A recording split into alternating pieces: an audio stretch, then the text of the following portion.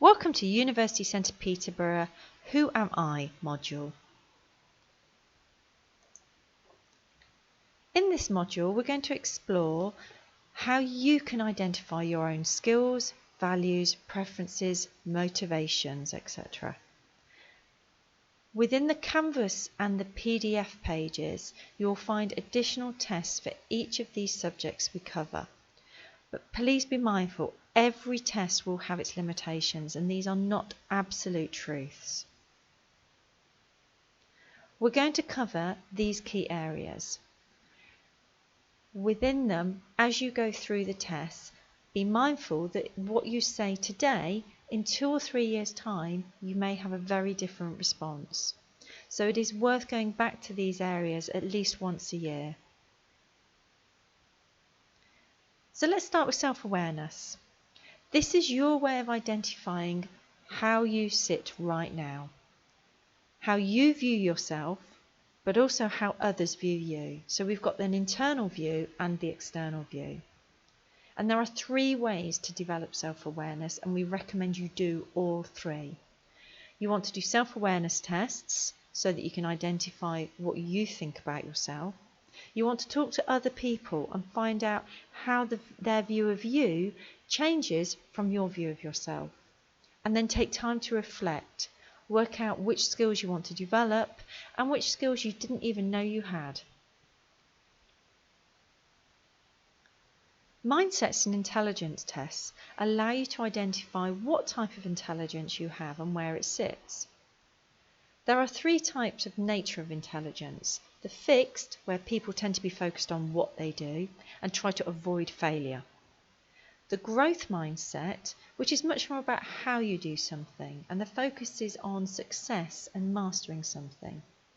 And a relatively new area called the benefit mindset, which is not only how they do something but why they do it and want to do it well. There are 4 types of intelligence. You've got the technical, which will be much more about reasoning tests, etc. And these areas tend to be used and looked at during the interview process. You have emotional intelligence, how you manage your own emotions, your resilience, and how you support the development of other people. Then you've got moral intelligence. Where do you stand with your values, your trust, or your honesty? And finally, body intelligence. Now with body intelligence, this is about how you respect your body and yourself. Then there are numerous other types of intelligence, but these appear to be the 4 main ones that are being identified by employers. You'll then have a look at your preferences and values. Within the Canvas module or the PDF page, you will have a look at what makes you tick, what do you value, how does that match with what you value from other people, how do you react in difficult situations. This way you can start to build a picture about what you really stand for. By also understanding your values, you'll know how you'll react possibly in difficult situations. And there are a variety of values you might want to examine, and again in the Canvas course we've got different options for you. Once you can understand what your values are and how you tend to react, you can then explore, are you making the right choice and is it the best choice for you, knowing how you normally would consider a problem. There are numerous types of personality tests which will allow you to explore yourself further, but just be mindful that these are a snapshot in time and are not absolute truths. There are different types of tests you can consider.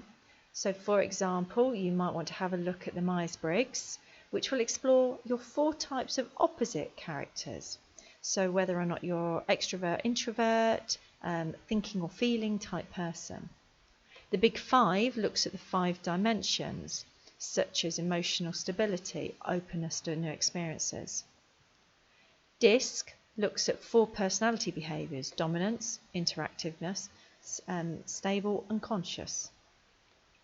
And then you've got different learning styles that you can have a look at.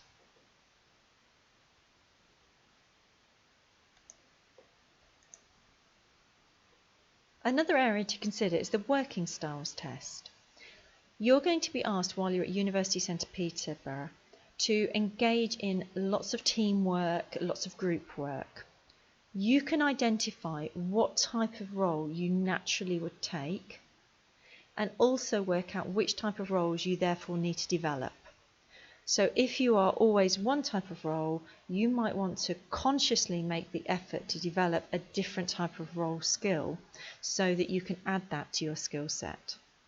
There's two ways of working out which type of working style you have. You can either use Belbin or Niagram. Either one will look at 9 identifiers, but they are very different, so it is worth doing both tests. You can also have a look at your temperament. Temperament is where you're examining your emotional excitability or intensity. Within this, we've got 3 activities that you can do. They will allow you to examine yourself, but also look at how other people view you. And from that, you can then see where the differences and where the similar information is coming from. So you can then see how you're portraying yourself to others. Is that matching what you think is happening?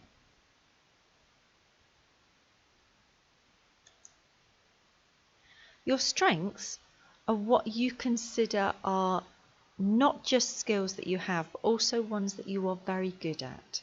And it can include the softer characteristics such as honesty.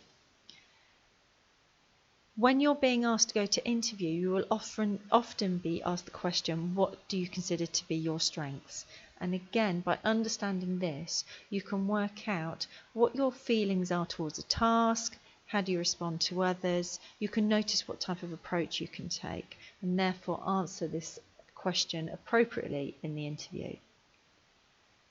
Now, there are different types of strengths, and what you'll want to do is understand for the industry you're going in and the type of role that you're doing, what type of strength they are looking for, and do you have these? If it's a prime strength, it means it's important to that career role and it's a strength that you have. An untapped strength, it's not important to the career role, but it is a strength you have. Necessary skill means it is again important to the role and you're good at it, but you don't enjoy it. Underdeveloped skill means it's important to the role, you enjoy it, but you're not great at it yet. And a weakness is where it's important to the role, you don't like it, and also you're not very good at it. So there are some activities here that you can do to identify what your skills and strengths are. By understanding what your underlying motivations are, you can help yourself develop personally and professionally. You'll also be able to answer those tricky interview questions that relate to what motivates you. You can clarify what motivates you, how you are motivated, and then you can work out how to self-motivate.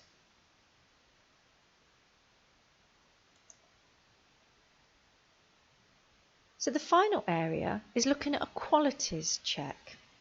To be born is a miracle, so now you need to decide what you're going to do with your life. How are you going to create a life well lived? And one of the ways that can help you is by examining the Offman's core quadrants.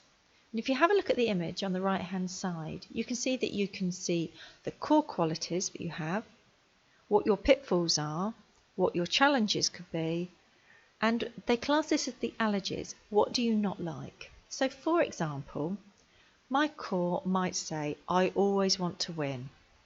So my pitfall is, I cannot take a loss. I'm a bad loser.